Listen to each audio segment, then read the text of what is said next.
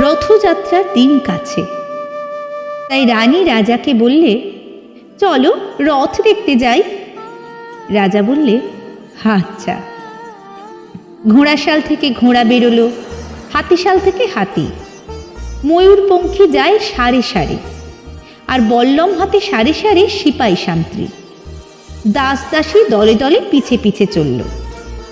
কেবল বাকি রইল একজন, রাজবাড়ির ঝাঁটার কাঠি কুড়িয়ে আনা তার কাজ।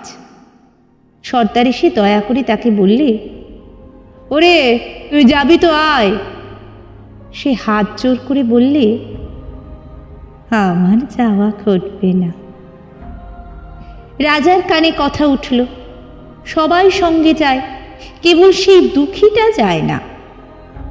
রাজা দয়া করে মন্ত্রীকে বললে, ওকেও ডেকে নিও। রাস্তার ধারে তার বাড়ি। হাতি যখন সেইখানে পৌঁছল, মন্ত্রী তাকে ডেকে বললে, ওরে দুঃখী, ঠাকুর দেখবি তো চল।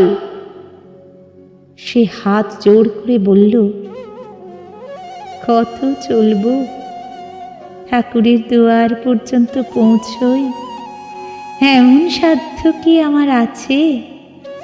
মন্ত্রী বললে, ভয় কিরে তোর, রাজার সঙ্গে চলবি। সে বললে, সর্বনাশ, রাজার পথ কি আমার পথ? মন্ত্রী বললে, তবে তোর উপায়, তোর ভাগ্যে কি রথযাত্রা দেখা ঘটবে না?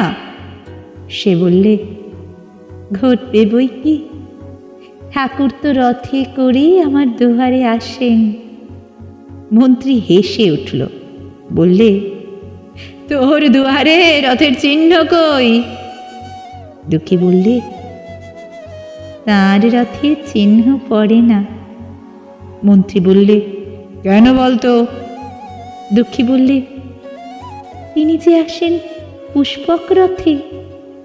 মন্ত্রী বললে, ওই রে সেই রথ। দুঃখী দেখিয়ে দিলে, তার দুয়ারে দুই পাশে দুটি সূর্যমুখী ফুটে আছে।